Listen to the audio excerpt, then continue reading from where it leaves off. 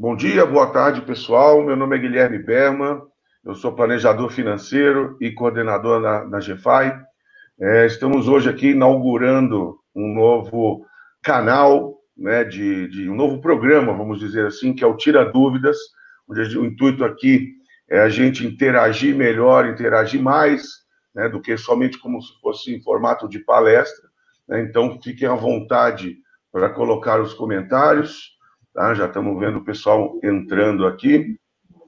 Bom, eu estou hoje com a Rebeca Toyama, né, que é uma pessoa que eu admiro muito, que eu fui aluno, inclusive, né, eu fiz o meu curso de coaching com ela, ela fez o processo de coaching com a minha esposa e mudou a vida da minha esposa, então, com certeza, ela vai nos ajudar bastante aí nesse assunto tão pertinente que assola tanta gente, né, na nossa vida. Então, eu queria que a Rebeca se apresentasse e desse um briefing aí do que a gente vai falar hoje e estimular todo mundo a fazer as perguntas, né, para a gente poder interagir melhor com vocês.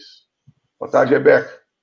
Guilherme, para mim são dois privilégios, né? Fazer aqui a inauguração desse novo projeto, né? O Tira Dúvidas, tão importante não só nesse momento como em outros, ser conduzida por você, olha que privilégio, né? Privilégio. Estreando, hein?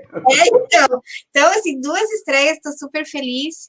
Bom, para quem não me conhece, sou Rebeca Toyama, atuo aí há 20 anos com desenvolvimento humano, e nos últimos anos, bem engajada com as causas de conscientização financeira, até por entender, né, dentro da minha atuação em estratégia de carreira, o quanto que a educação financeira é importante, o quanto que as pessoas deixam, né, de ter uma boa performance, o quanto as pessoas deixam de fazer o que amam por indisciplina financeira.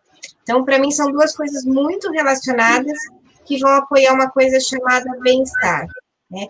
E por que a gente escolheu o tema distúrbio financeiro? A gente tem aqui, entre as pessoas que estão nos assistindo, profissionais da área, profissionais que não são da área.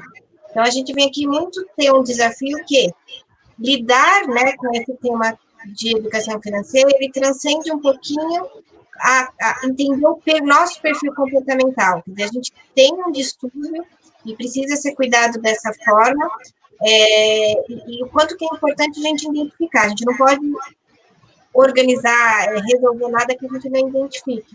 Então, nosso objetivo hoje é trazer esse tema, que ainda é novo no Brasil, ajudar as pessoas não só a identificarem, mas como é que a gente resolve os distúrbios financeiros que existem na gente, no cliente, às vezes no nosso parceiro, na nossa parceira. É bem interessante, né? Eu passei por isso, inclusive, no meu planejamento, quando eu comecei, né, nessa vida de planejador financeiro, foi, na verdade, como cliente, né? E aí, nesse processo, eu tinha algumas divergências, né, com a minha esposa em relação a dinheiro, e com o planejamento isso acabou por conta de ter um bom orçamento, disciplina, né, e vários fatores aqui que fazem a gente realmente entender, né, o papel de cada um, entender que existe um limite para as coisas, né, Beck? Então, falar um pouco para a gente dos sintomas, né? Então, eram algumas perguntas aqui, né, anteriormente, perguntando sobre os sintomas, tá? Então, como é que eu identifico se eu tenho ou não? Porque tem muita questão da negação e tal, mas principalmente entender, eu tenho um distúrbio, não tenho, quais são os sintomas para ficar atento? Isso. Eu acho que é bacana, né, Gui, a gente contar um pouco a proposta. A gente está nesse momento de pandemia e teve uma febre de lives, enfim, e a gente quis trazer aqui uma proposta diferente, que por isso o nome Tira Dúvidas. Então, vocês que estão aqui nos assistindo, Adriana, Gislene, Elaine, vocês não são agentes passivos nessa nossa proposta, né? Vocês são agentes que podem nos guiar por meio de dúvidas. Então, gostei de todos os boa tardes. Ó, a gente tem aqui nosso nobre parceiro Tobias, lá da Suíça, aqui com a gente, mas quero muito que vocês façam perguntas, porque o tema é muito amplo. Para eu acertar a tônica do que a gente vai falar hoje, é bem legal vocês colocarem as dúvidas aqui. Então, quais são os sintomas? É como saber, né, se uma pessoa tem ou não, né, distúrbio financeiro. A primeira coisa é uma ansiedade. É uma ansiedade, assim, independente de quanto a pessoa ganha, de quanto que ela tem de salário mensal, de renda, independente do saldo, né, bancário dela, ela sempre está com um estado de ansiedade. Então, assim, ansiedade por, né, R$1.000 ou por R$100.000, por dever R$1.000 ou por dever R$10.000. esse é um sintoma, assim, muito fácil da gente identificar na gente ou no outro, porque é como se tudo que a pessoa fosse fazer fosse movido por questões financeiras, né? O amor e a dor da vida dela mora com assuntos relacionados a dinheiro. Um outro que é fácil também de identificar é a ausência de economia. Se a pessoa não guarda nada, né, o termo guardar, poupar, para ela é inexistente. Um outro que é mais fácil identificar ainda, que é excesso de dívidas, né, uma pessoa que gasta na frente, né, ela gasta antes de receber, e muitas vezes não recebe, e aí, portanto, faz um montante de dívida. O terceiro sintoma, falência, empréstimos pendentes ou ambos, né, tem aqui alguns empreendedores que eu estou vendo aqui, é uma coisa que parece normal, mas não é, né, essa questão de falências, empréstimos, desorganização financeira. E uma coisa que é bem penosa, que é a questão de conflito de dinheiro com pessoas queridas. Então, se desentende com parceiro, com parceira, com sócios, colegas de trabalho, às vezes pela vaquinha do bolo, Guilherme, não, às vezes não é uma distribuição de resultado. Quem deu R$10 a menos, aquela pessoa já fica muito incomodada. Eu acho que você, dentre seus clientes, acho que até uma a gente atendeu em conjunto, a questão dos atritos familiares na divisão de uma herança. Então, esse seria o quarto. E o último é uma incapacidade de manter mudanças no comportamento financeiro. Então, independente daquele indivíduo que gasta mais do que ganha, ou gasta o mesmo que ganha, ou até guarda, mas ele não consegue mudar o comportamento, e isso acho que é muito presente na realidade do brasileiro. Vou deixar de usar cartão de crédito e continuo usando. Eu vou guardar, né, entre o salário na minha conta, eu vou guardar 10%, e passaram 10 anos e essa pessoa não fez a promessa. Eu vou deixar de comer a pizza de sexta-feira e vou guardar esse dinheiro para realizar meu sonho. Passaram 3 anos, a pessoa promete, todo Réveillon, né? Ela faz aquelas promessas. Então, esses são os 5 principais distúrbios. Então, se a pessoa já aponta, né, o terceiro distúrbio que a pessoa gabaritou, né, seja o pessoal que está assistindo a gente, ou as pessoas que vocês atendem, a gente tem aí, sim, uma pessoa que sofre de algum distúrbio financeiro. E é interessante, né, pelos mais de centenas de clientes que eu já atendi, que é interessante falar essa questão da ansiedade, principalmente, no sentido de que independe, na verdade, independe não, mas eu tô, assim, existe a pessoa que tem ansiedade com a questão de se endividar, de gastar, mas tem o outro lado, tem aquela pessoa que é excessivamente suvina, não consegue gastar, também, né, poupa muito mais do que necessário, vai num restaurante, aí tem que pedir a sobremesa, já gastou R$100 no restaurante, mas a sobremesa custa R$10, e aí a esposa ou a própria pessoa pensa em comprar e não compra, né? Então tem o outro lado também, né? A pessoa que tem o excesso né, como é que eu não vou falar ganância, mas como é que a gente pode identificar isso, né? Aquela pessoa que é muito pão dura mesmo, além da conta. Eu acho que esse acho que então vamos destrinchar aqui esse balaio de gato que são os distúrbios, né? Os distúrbios, eles vão ter 3 grandes grupos, e acho que eu terminei de sair, né, de uma discussão, de um olhar sistêmico para os desafios. Então, tem esses 2 lados, sim, Gui, bem pertinente a sua pergunta. Então, a gente tem os distúrbios, né, uma leva de distúrbios de rejeição ao dinheiro. Então, assim, pessoas que, como a Elaine Carneiro terminou de colocar, não gostam nem de olhar extrato bancário, saldo bancário, não olham, como se aquilo fosse um pecado, olhar para aquilo, né, assim, não, aquilo é uma coisa suja. Então, Leandro também mencionou isso. Então, é um distúrbio relacionado, ele pode ser por adoração, por rejeição, mas vamos primeiro falar desse rejeição, que pode ser tanto assim, dinheiro é uma coisa suja, daqui a pouco a gente pode falar de preceito, flashpoint, mas também muitas vezes eu não sou merecedor, por alguma forma, né, por algum preceito meu, eu não sou merecedor daquilo, então, ora eu estou negando minha vida financeira, ora eu estou rejeitando a minha vida financeira, mas esse que você comentou, dentro, né, desse grupo de rejeição ao dinheiro, são os gastando de menos, né? É um distúrbio que, assim, a pessoa entende que gastar é um pecado. Né? Dinheiro não foi feito para gastar. Então, ela acaba colocando a saúde dela física, mental, emocional em risco, porque ele não pode. Eu acho que a gente já ouviu vários casos aqui de planejadores que o cliente se recusa, independente do saldo bancário dele, do padrão de vida dele, a ter um plano de saúde, a ter um seguro, como se ele não pudesse gastar com ele. E aí também, como está fora de um plano de saúde, não gasta dinheiro para fazer um check-up. Então, é assustador, né? Você sentar com um cliente que faz 7 anos que não faz um check-up e você olha para o balanço patrimonial dele, não é por falta de dinheiro. Então, sim, o distúrbio do dinheiro não é só uma questão de não, né, de não saber poupar, muitas vezes é não saber gastar, né? Foi bem interessante que você colocou. Um segundo grupo, pessoal, né, de distúrbio, então a gente falou dos sintomas, agora vamos entender que dos sintomas, né, tem aí três derivadas. Então, tem essa galera que rejeita dinheiro, mas também a gente tem os adoradores de dinheiro, que é o oposto de tudo que a gente falou, né, de tudo que a gente falou aqui. Então, o adorador de dinheiro, né, você tem aquele que acumula, e aí acumula, né, acumula tudo, acumula dinheiro, acumula cacareco, acumula certificados, né, mas nessa adoração de dinheiro também tem o pessoal, né, dos riscos irracionais.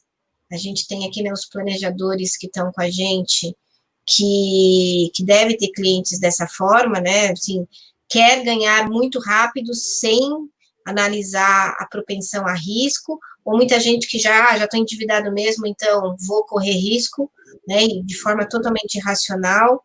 Dos adoradores de dinheiro, também tem o pessoal viciado em jogo, né, o nome técnico, jogo patológico. Esse é um dos distúrbios que mais são estudados e pesquisados.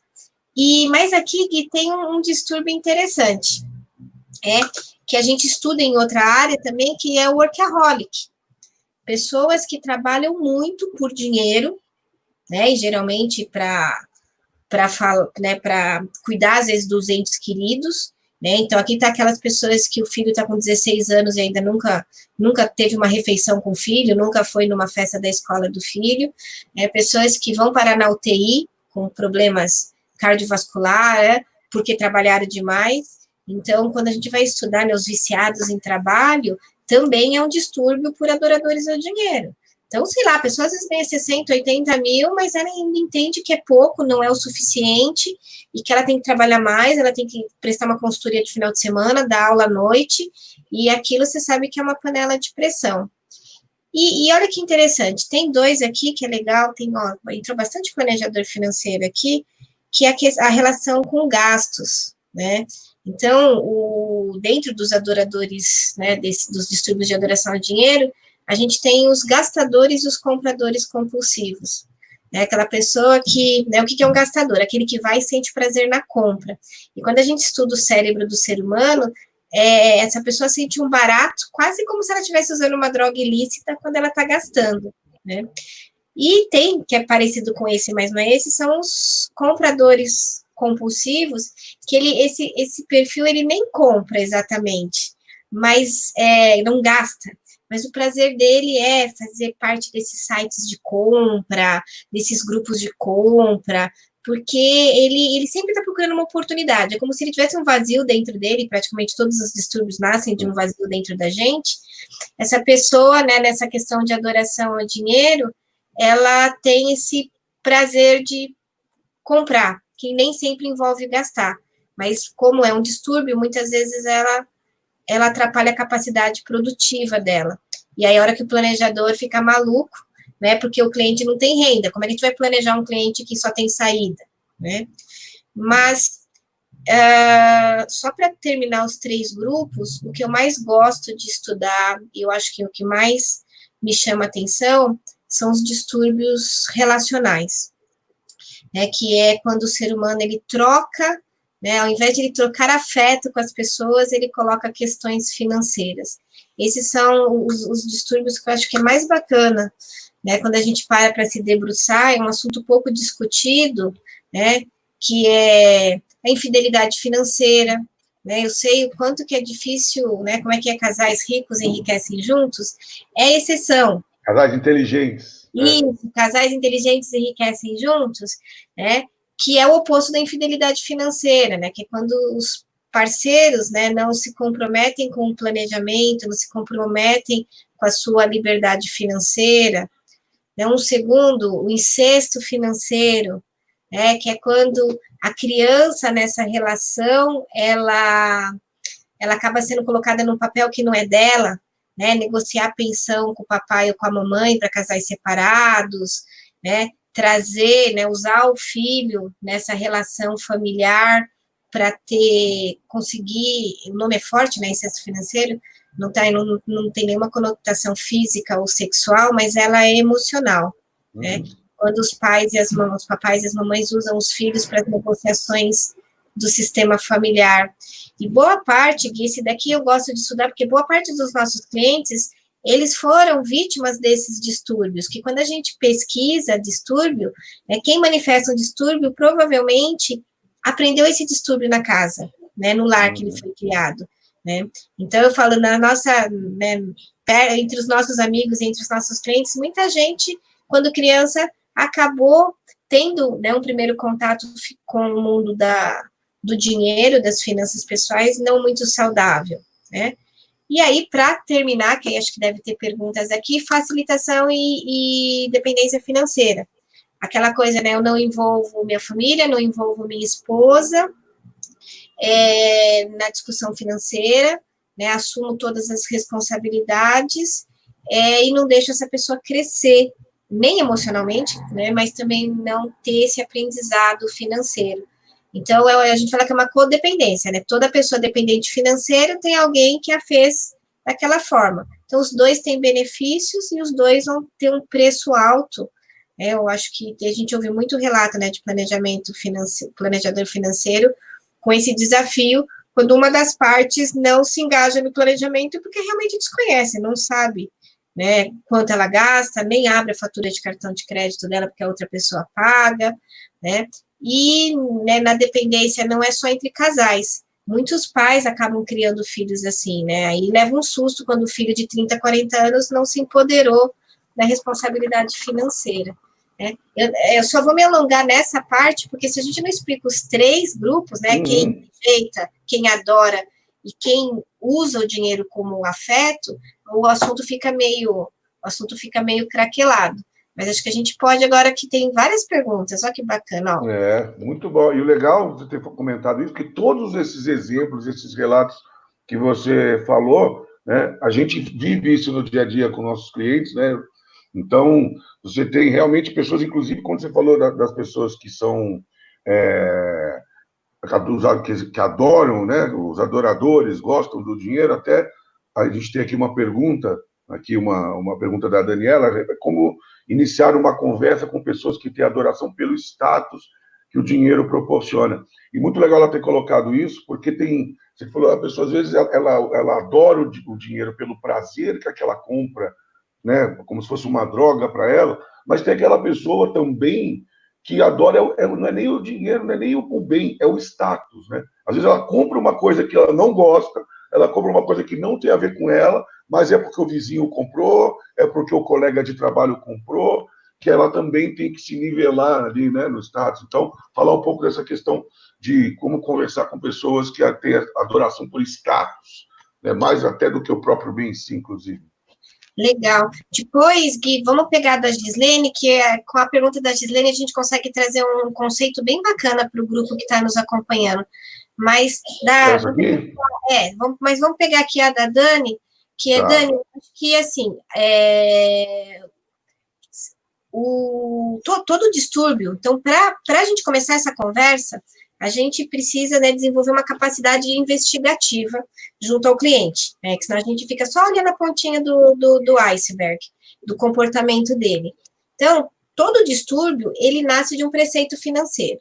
Então, tem aqui bastante planejador financeiro, sim, vocês precisam se tornar caçadores de preceito financeiro, que é o que a gente pode também chamar de crença, modelo mental, que é o que o cliente colocou numa caixinha de verdade absoluta e está usando aquilo como um fato. né? Eu preciso usar a gravata X, que senão ninguém vai me ouvir na reunião. Eu preciso chegar com a bolsa Y, senão quando não vou ser respeitado no meu trabalho. E aí vem o carro, na minha família também, se eu não fizer, se eu não pagar a conta no jantar, né, eu sou um fracassado.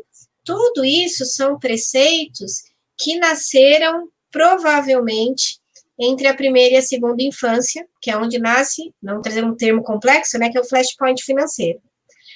Na nossa, e as pessoas perguntam por que a gente dá aula, né, de biografia dentro de um curso de planejamento financeiro. É porque nossos distúrbios, sejam lá qual forem, nasceram lá atrás. Então, se a gente não consegue entender qual é o preceito do cliente, a gente não tem como ajudar ele a desarticular aquele comportamento. Como a Daniela trouxe aqui, eu não tenho como iniciar uma conversa. Então, a pior forma é a gente julgar. Esse cara é fútil. Esse cara... Sim, a pior forma é julgar, né? Se você já consegue não julgar o comportamento do seu cliente, a gente já está já num estado super evolutivo aqui na nossa relação. Se você tem cliente, é cliente. Se você tem, né, um filho, um marido, uma filha, uma esposa, é essa a questão. A primeira coisa é não julgar. Porque essa pessoa está tomando essa atitude porque ela acredita em algo que é muito particular dela, né? É algo que é uma crença muito, muito, muito pertinente, né? Que é, eu preciso usar a roupa de tal marca, eu preciso ter tal carro, eu preciso dar presente, senão não vou ser amado. Então, a gente tem uma coletânea enorme de preceitos que nascem de alguma coisa que aconteceu lá entre a nossa primeira e segunda infância, lá do 0, 7 aos 14, que nos doeu, né, trouxe um desconforto, nome técnico trauma, que eu tive que contar uma historinha para mim sobreviver. Isso é um preceito, né? Então, dar presentes é a forma que eu encontrei lá atrás para as pessoas me enxergarem, trabalhar muito, né? Lavar, quando é pequenininho, né? Fazer um monte de coisa para adulto foi a forma que eu encontrei de me respeitarem, onde nasce o workaholic, né? Então, meus pais estavam ausentes, me entupiam de presente, então manifestação de amor é por meio de presente, a minha conta está estourada, meu cartão de crédito está estourado, e eu continuo dando presente, que senão as pessoas vão me abandonar, né? Às vezes, né, uma vergonha, uma crítica perante a minha roupinha que está suja, rasgadinha, porque eu estava brincando, eu só posso ser aceito se eu tiver com uma roupa bonita, porque provavelmente eu levei uns tapões na bunda, porque eu cheguei sujo na hora do jantar, eu cheguei sujo numa festa de família, então eu preciso, para ser aceito, estar com a melhor roupa possível, por mais que isso estoure meu cartão de crédito, comprometa minha aposentadoria, minhas metas não vão ser batidas. Então, a gente começou falando de distúrbio, mas descendo um pouquinho para entender, tem esses preceitos, né, essas birutices que a gente tem na cabeça e a gente jura que é verdade, né, e aí não é o tópico de hoje, que aí foi o tópico que eu trabalhei com o Leandro lá no podcast dele, que são os vieses, né, e aí eu falo, mas claro, ninguém é respeitado se chegar mal vestido na reunião, ninguém é respeitado se não chegar com carro zero no pátio da empresa, porque aí todos aqueles vieses que é papo para uma outra conversa, reforçam aquela maluquice que eu acredito. Então, Dani, iniciar a conversa é mostrar, primeiro, não julgar, e segundo, mostrar interesse pela dinâmica do cliente, tentar entender qual é, né, o construto racional que ele chegou para apoiar com toda a força dele, que status é importante. Né? Isso serve para a gente também ao nosso redor, né?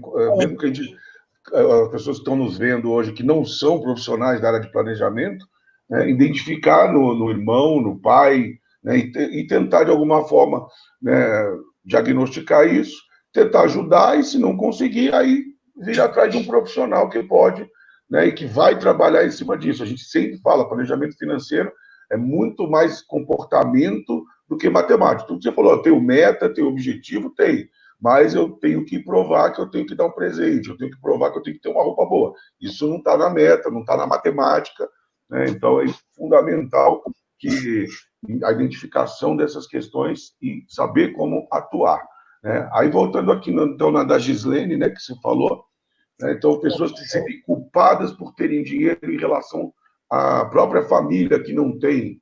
Então, por exemplo, né, uma pessoa tá bem sucedida, mas o irmão é mal sucedido, a mãe e o pai, por exemplo, né? O que para você falar sobre isso um pouco com a gente? Aqui, a Gislene, com a pergunta dela, Gislene, obrigada, ela nos dá a oportunidade de falar de zona financeira de conforto. Então, aquela zona financeira de conforto na qual a gente nasceu é o conhecido. O desconhecido é um bicho de 7 cabeças. E aqui eu peço atenção que ela é bilateral. Então, acontece em caso, né, de pessoas que nasceram, né, numa condição mais simples, fizeram a lição de casa, estudaram, né, têm um emprego, e aí você percebe que ela tem muita dificuldade, né, por exemplo, de chegar de avião na cidade na que ela nasceu.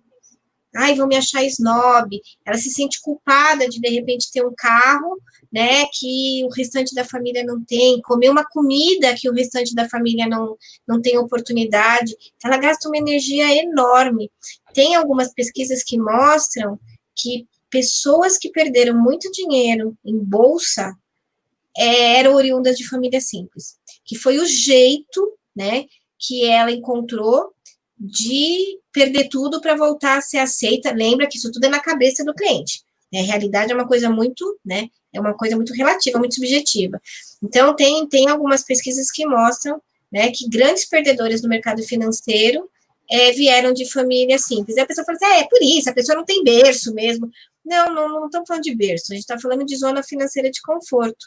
O planejador acaba tendo mais facilidade de identificar a outra ponta, que é quando o cliente tem um status, né, tem lá um bom emprego, ele, a esposa, e de repente perdem, né, as entradas e não encontraram com o planejador financeiro, e, portanto, não tinham reserva, nem reserva 1, nem 2, nem 3, enfim, e, de repente, aquela brincadeira, eu paro de servir cream cheese no café da manhã e tenho que servir margarina, né?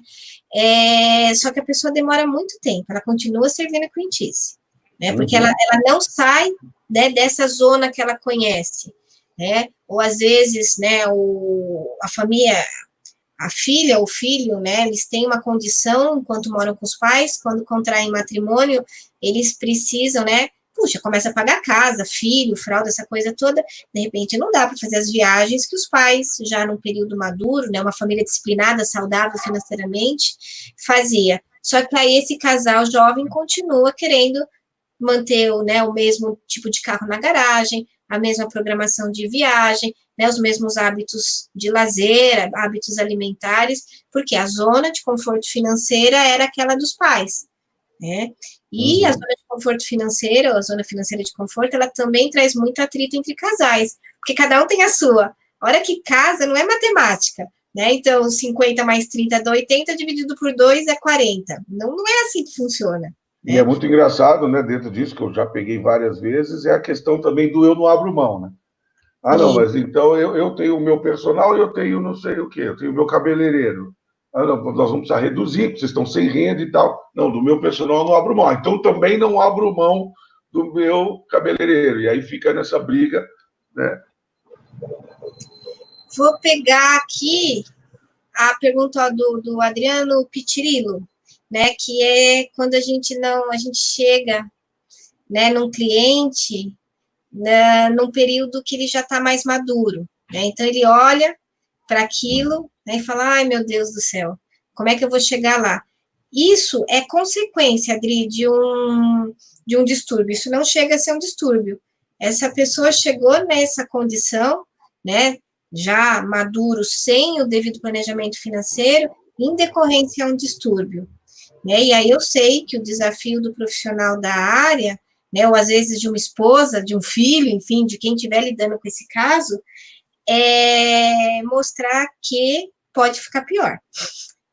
Né, assim, não economizou até agora, ok, mas se você não economizar, não começar a se planejar em algum momento, o prejuízo lá na frente é muito maior, né? Então, Adri, né, a questão aí não é um distúrbio, isso é consequência de um distúrbio, né?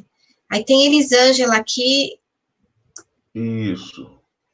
Oniomania. é bem complicado, a pessoa precisa aceitar e buscar ajuda, ter apoio de terceiros, né, e não dedos apontados. Bem legal, Elisângela, porque quando a gente vai estudar comportamento, né, em finanças, toda a parte de ciência comportamental, o maior inimigo é a culpa, é a vergonha, né, de procurar ajuda e mostrar que a coisa não anda bem, né, e não só em finanças, quando a gente vai falar também de obesidade, de qualquer tipo de compulsão ou dependência, o primeiro passo é a gente transpor a barreira da culpa e da vergonha. E socialmente nem sempre a gente ajuda muito, né? Porque a gente começa a fazer piada da condição da pessoa, a gente começa a fazer piada, né, do estado físico da pessoa, do momento da pessoa. Então, às vezes, esse humor sarcástico não ajuda muito, né? Que funciona tanto quanto apontar o dedo, é ficar fazendo piadinha da dor do outro, né? E aí ele se esconde cada vez mais, né? Ele se esconde, você para de comer chocolate no jantar, leva para o teu quarto e come escondido no quarto. Então, você para de ver teu extrato bancário e esquece, os juros vai chegar lá no final do mês e vai funcionar do mesmo jeito, né? Então, da Elisângela, foi legal sua pergunta. Sua vez, Gui, escolhe uma aí para a gente responder. Eu estou fazendo na ordem aqui, o pessoal vai colocando, eu estou botando na ordem aqui. Então, tem a da Daniela aqui, né, que é entender o inverso de nossas crenças é simples, mais difícil de lidar e não julgar, que é o que a gente estava falando agora. Mas também não nos faz aprender. Muito obrigado pela explicação, não foi uma pergunta. A Miriam também, que é planejadora, inclusive, colocou que teve de perto aquele familiar apegado ao dinheiro que não dividia com a família, não no dinheiro, não dividia as informações, né, muitas vezes discutindo ao fazer o orçamento familiar, mas hoje essa atitude se constatou que nessa atitude deu certo, né? Aí temos aqui a pergunta que, e aí ela diz que surgiu mágoas, né, e desavenças familiares, como prevenir? Então, agora ela colocou aqui que ela teve um caso, então, onde a pessoa não discutia muito para fazer o orçamento, né, e falando que deu certo dessa maneira, e aí surgiu muitas mágoas e desavenças, e aí como prevenir isso? Aqui acho que a Miriam está dando oportunidade para a gente falar de outro conceito, Gui, que é o intimidador e o facilitador financeiro, né? E lembrando que é um sistema que um não existe sem o outro. Então, quando a gente pega um caso desse, e para quem não me conhece, eu não sou planejadora financeira, mas atuo junto com os planejadores financeiros justamente com esses desafios, né? Quando o cliente enrosca, né, numa questão subjetiva que não é oriunda do planejamento financeiro, geralmente o planejador financeiro encaminha para a gente ter um papo, né, sobre mudança de comportamento. Já mandei vários, inclusive. Vários, a gente tem alguns casos emblemáticos. E volta bem melhor para falar, né? Tem uns casos bem emblemáticos, depois, se der tempo, a gente até pode compartilhar um, que eu estou até curiosa do que ela deve estar fazendo nesse momento. Mas, Miriam, então, são dois papéis, né, o intimidador e o facilitador financeiro. Então, um é o detentor das informações, o detentor da renda, o detentor das decisões, né, que muitas vezes, até por esse jeito, que pode estar por trás, né, um papel de cuidador, de provedor, né, mas do outro lado também tem, né, quem está recebendo cuidado. Então, assim, quando a gente, né, tanto o planejador como profissionais como eu, pega um caso desse, primeiro assim, a gente tem que desarticular esse papel, a gente tem que estabelecer um diálogo, né, e aí o planejador financeiro aqui, ele tem que ter um cuidado de longo prazo, nesse caso não vai funcionar, porque as pessoas estão com problema, né, o casal ou a família está com problema no curto prazo, numa coisa chamada relacionamento, comunicação. Então, a primeira coisa é fazer metas de curto prazo, para o facilitador sair desse lugar, né, e o intimidador sair desse lugar.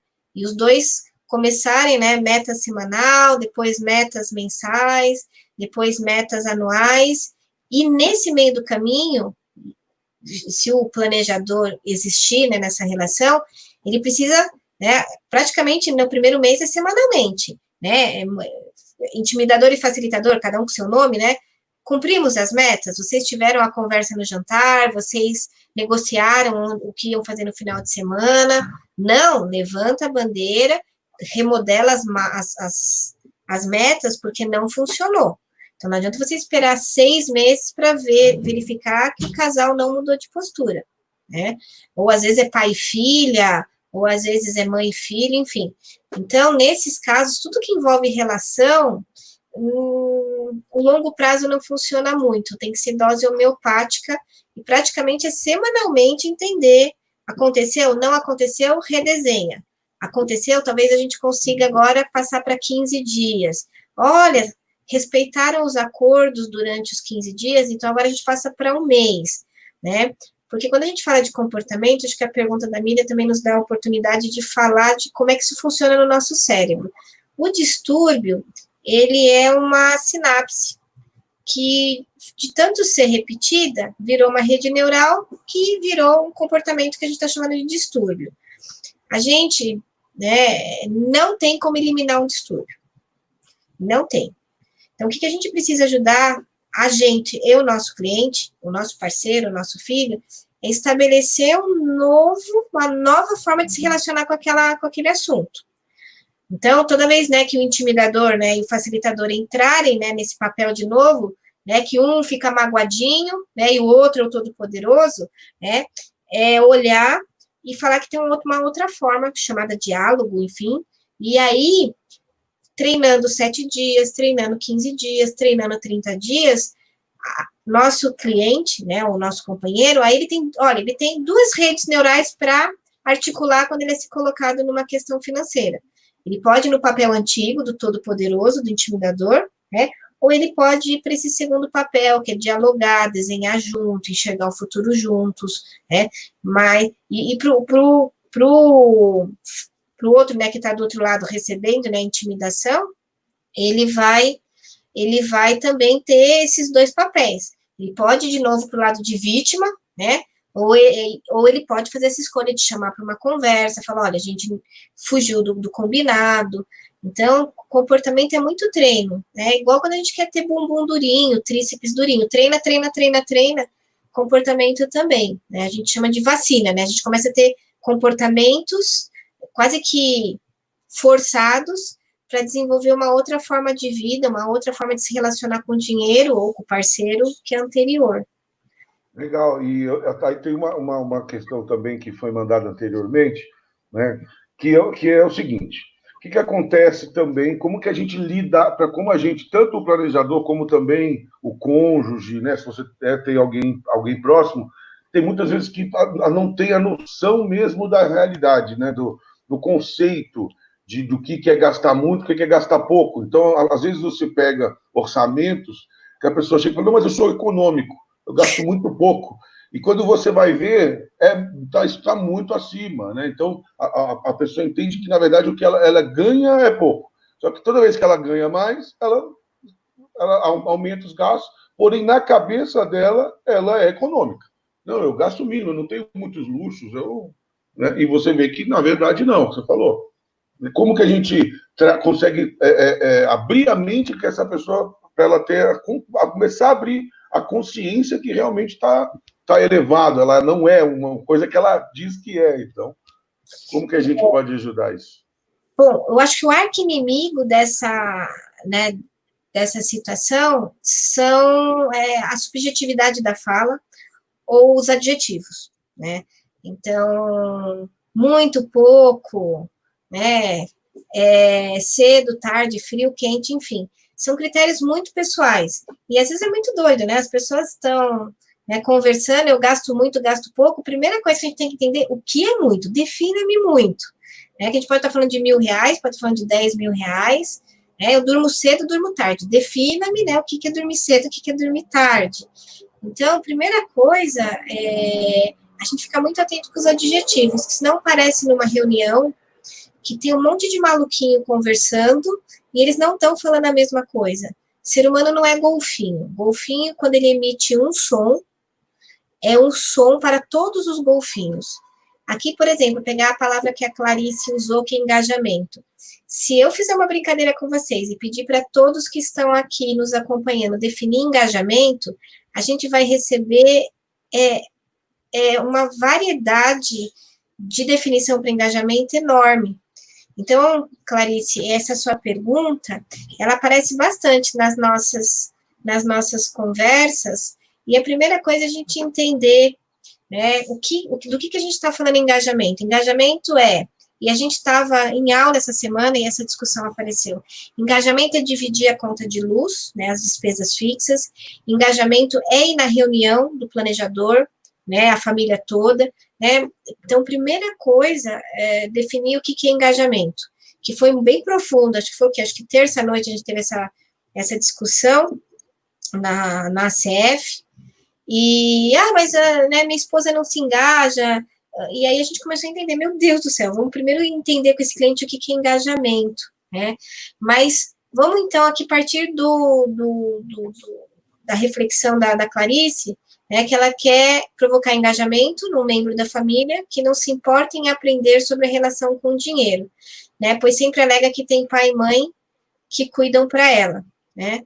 Bom, Clarice, aqui tem a primeira questão sobre necessidade, né? A gente poderia responder sua pergunta de várias formas, mas na pergunta sempre habita o germe da resposta. Se essa pessoa ela entende que pai e mãe cuida para ela, primeira coisa é colocar essa pessoa numa situação real, né? Então, se tem realmente alguém que cuida para ela não está sentindo a necessidade. Então, como é que a gente cria a necessidade do outro para algo que para a gente é importante? Né? Pegar em educação, né? Às vezes em educação de filho. Ah, mas meu filho, né? Aparece muito essa queixa.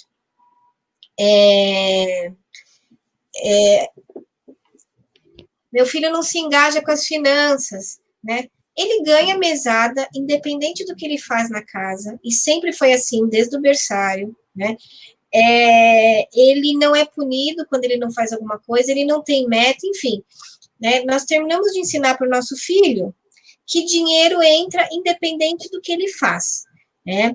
Então, educação de papai e mamãe é também outro, né? Tem os adjetivos que atrapalham o planejamento financeiro e a educação, né? E lembrando que mamíferos não aprendem com o sermão da montanha, né? Nossa espécie aprende com exemplo, né? Então, é o exemplo que a gente passa para os nossos filhos que estão educando a parte financeira deles. Conhecimento ajuda, mas piora quando eu, né, dou uma cartilha que mostra uma coisa e meu comportamento é outro. Né? A gente dá uma educação esquizofrênica para os nossos filhos ou colaboradores, independente do caso. Então, como é que a gente gera necessidade nessa pessoa para ela entender que é importante? Enquanto está lá entrando na mesada, enquanto está, né, eu tiro 10, recebo mesada. Tomo DP na faculdade, recebo mesada, né? Bato o carro, que meus pais me deram. Ganho a viagem do carnaval. Então, assim, não adianta você sentar na mesa, bater, dar aquele sermão, né? E mandar o filho para a viagem de carnaval, né? E, né, bater o carro, vamos consertar, porque aí começa, aí o sistema, né, fica complexo.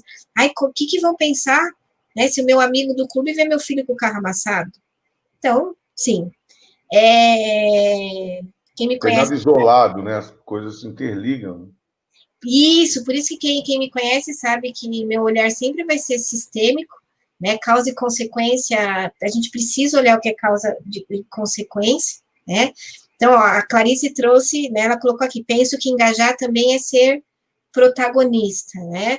E o protagonismo, ele é uma parte do engajamento, né? Porque uma pessoa super protagonista, ele acaba muitas vezes virando o vilão da história. Porque ele é tão protagonista que ele faz tudo por todos, né? Então, o engajamento, ele tem uma tônica de protagonista, mas ele também tem uma tônica receptiva, né? De compartilhar, né? Mas, em cima do que você trouxe, Clarice, essa pessoa precisa tomar contato com a pirâmide de necessidade de Maslow. Né? Enquanto as pessoas não entendem, né, que elas são responsáveis pela sua segurança material, pela sua segurança emocional, pela sua segurança intelectual, ela está de passagem no mundo, né? E quem gosta de ver o Pondé, né, ele teve lá, foi a principal palestra do Congresso da Planejar foi dele, né, ele é bem crítico, assim, né, como a gente está falando de criar uma geração autônoma, né, e a gente acabou criando uma geração muito mais dependente do que a anterior. Mas, ó, tem um comentário aqui, Gui, da Elisângela, que ela fala de neuroplasticidade. Acho que a gente pode falar... Ó, Sim, só antes um pouco, isso que você falou da questão da responsabilidade, né? Isso também são muitos casos que a gente pega, né? Que a pessoa, ela fala, eu sou assim porque meu pai e minha mãe me ensinaram assim, eu sou assim porque a vida inteira foi assim, né? Então ela coloca essa barreira de assim, tudo bem, seu pai e sua mãe te ensinou, você então não pode mudar, não pode melhorar, porque isso já está dentro de você, e ela assume isso como se fosse 100%, né? A verdade, né? Fosse uma coisa, uma lápide ali, né, uma pedra dentro dela, que se foi o pai e a mãe que ensinou, e isso não só para quem gasta, mas também para quem investe, né? Você pega, uma pessoa acostumada a investimentos imobiliários, por exemplo. Está no momento hoje, alguém consegue vender imóvel hoje, alguém está recebendo gente em casa para mostrar o imóvel, só que você está, por exemplo, precisando vender esse imóvel porque você está sem emprego e está precisando de renda. Só que você fala, olha, tem um equilíbrio, você pode ter um imóvel, mas tem que ter também liquidez. Não, mas meu pai e minha mãe a vida inteira, meus avós, é tradição de família comprar imóvel, vender imóvel, e é assim que eu vou fazer, né? E coloca um bloqueio e dificilmente ela muda. Bom, eu não sou, né, da área da psicanálise, mas acho que cabe aqui uma frase freudiana muito polêmica, que é assim, a gente só cresce quando mata pai e mãe. E não é uma morte física, muito pelo contrário, né, mas é quando eu entendo que sim, o que meus pais, as minhas experiências com meus pais impactam diretamente, mas muito, muito, muito, muito mais do que a gente pensa no nosso comportamento. Mas eu sou responsável pelas minhas escolhas. Então, papai e mamãe fazia assim, né, mas cabe a mim saber qual é a gestão do meu patrimônio. Então, foi bem colocado essa questão, que não é para matar pai e mãe, mas é saber assim, de tudo que aconteceu, a gente extrai o aprendizado para fazer escolhas mais saudáveis. Até porque a gente está quase falando de um século de diferença, né? É exatamente esse o ponto, né? Mas espera aí, como é que era lá? Você tinha regiões centrais com terrenos que tem um potencial de valorização gigante. Você tem vários fatores, né, que naquela época era excelente fazer isso, né? E você tem hoje o conhecimento necessário para falar, eu vou fazer assim por causa do mercado, porque eu estudei, porque eu aprendi, e não porque meu pai fazia assim, né? Isso, é por isso que eu falei, a gente pode depois fazer um tira-dúvida só de viés, porque a pessoa está ancorada, né, numa questão passada e tomando decisão num cenário muito diferente, né, mesma coisa, eu vou querer assar um bolo, né, num pirex, numa forma de alumínio, né, só que agora na minha cozinha eu tenho micro-ondas. Eu vou lá, cato a forma de alumínio e taco no micro-ondas. Não, assim, mas sempre deu certo. Mas antes vocês assavam esse negócio no forno, agora você usou no micro-ondas. Mas a Carol, quem foi que falou de neuroplasticidade? Aqui, ó, a Elisângela. Elisângela falou da neuroplasticidade, a capacidade do sistema nervoso de mudar, adaptar-se, moldar-se ao longo do desenvolvimento com novas experiências.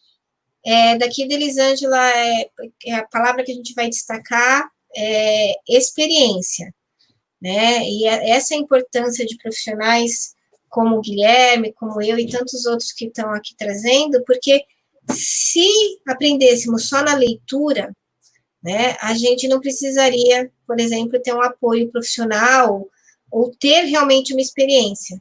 Né? Então, não é porque alguém leu 15 livros sobre planejamento financeiro que essa pessoa é um expert. Né?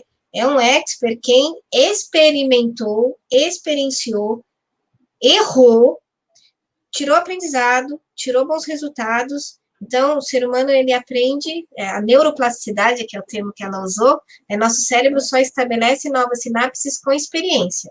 Não é com leitura, não é com aconselhamento, né? Então, o ser humano é um ser bem exótico, né, quando a gente vai lidar com ele. Qual que você quer pegar agora, Gui? Tem uma aqui da Ana Carolina, né? Quando o familiar amigo que vemos que precisa fazer um planejamento financeiro, mas por serem pessoas de outras áreas, saúde, educação, não têm interesse por não entenderem de finanças. Como despertar esse interesse? Isso é muito bom, essa acontece bastante. Acontece, né? Bom, o Guilherme tem aí, né? É casado com uma profissional de saúde, quem é casado com advogado, cada um sabe a dor de com quem, né? Com quem casou, né? Porque essa pessoa tem um conhecimento sólido numa área diferente de finanças. E para piorar, falando de neuroplasticidade, né? De mente humana, o nosso cérebro ele não tem uma disponibilidade, uma disposição de olhar para o futuro, né? Por exemplo, quando a gente pega a PET scan, a gente sabe que quando a gente vai falar do futuro, aparece lá uma sinapse bem parecida, praticamente a mesma, de quando a gente está falando do indigente que está pedindo comida aqui na rua. Então, nosso futuro é um desconhecido. Então, a pergunta aqui da Carol é como é que eu torno esse futuro mais presente ou mais claro para o meu cliente? Então, mostrando o que pode acontecer, né, se ele não cuidar do planejamento financeiro, qual que é o ônus, qual que é o bônus. Então, não vai ser muito tentando explicar a construção metodológica, é muito mais, cara, se você não fizer isso, né, se a gente tivesse mais tempo, a gente poderia até falar de S1, S2, mas não, vai ficar mais complexo ainda, mas é conseguir tangibilizar para o cliente ônus e bônus da escolha que ele está fazendo, né? Então, a gente sempre brinca, né? Você quer lá na frente mandar seu boleto do aluguel, plano de saúde para os seus filhos pagarem, né? Você quer, lá com 80 anos, né, passar uma necessidade por uma questão de saúde? Ah, não, mas eu não ligo, tá? Questão de saúde de uma pessoa que você ama, como tua esposa, né? Então, é quase um malabarismo no tentar tangibilizar o futuro dessa pessoa para ela, caso ela não faça nada, né? E aí os gráficos estatísticos ajudam, né? Os gráficos de cenário financeiro ajudam muito, mas é coisa que não, sempre partir do princípio, meu cliente não é que ele não tem vontade ou que ele é burro, mas ele não tem essa percepção de futuro. E não é ele, é a gente, tá? O nosso cérebro não tem uma codificação muito hábil de olhar para o futuro. E uma coisa que eu queria colocar aqui também, na pergunta primeiro aqui da Ana Carolina, né, que é uma coisa que eu faço muito, que é usar a metalinguagem, né, a metavisão. Então, como você diz que a pessoa é de outra área e não tem interesse porque não entende, aí que você usa a metalinguagem. Você vai num médico porque você entende, ou você vai no médico porque você não entende? Você contrata uma pessoa para fazer uma reforma porque você consegue, você entende, ou porque você não entende? Então, é justamente, ela precisa de um profissional que entenda, se ela não entende, né? Isso é muito comum mesmo. Você fala para um médico, para um dentista, advogado, não, mas eu não entendo nada de finanças, como é que eu vou fazer um planejamento? Justamente por esse motivo, pegue um especialista. Por que eu preciso de um advogado? Porque eu não entendo, porque eu não sei fazer, porque ele precisa da OAB, claro, mas eu não sei fazer, eu não entendo, eu preciso contratar um profissional para isso. Então, também, né, Carolina, usando esses exemplos e a metavisão, você consegue que a pessoa entenda na vida dela que, tudo bem, ela não entende daquele assunto, é exatamente por isso que ela precisa de um planejamento, que ela precisa se despertar o interesse, porque aí entra naquilo que a Rebeca falou, que é o futuro. E eu uso muito a questão da pessoa se imaginar no futuro. Pensa você hoje, com 65, como está a sua vida? Você está dependendo do seu filho, da sua filha, está pedindo dinheiro para alguém, você está com o INSS, quanto que o INSS está te pagando hoje? 3 mil? Qual que é a sua despesa hoje? 10 mil? De onde está vindo esse 7? Ou você está sem plano de saúde, você está morando no interior, você está... Como é que você está vivendo? Pensa você aos 65. Aí a pessoa começa, opa, peraí, eu nunca pensei por isso.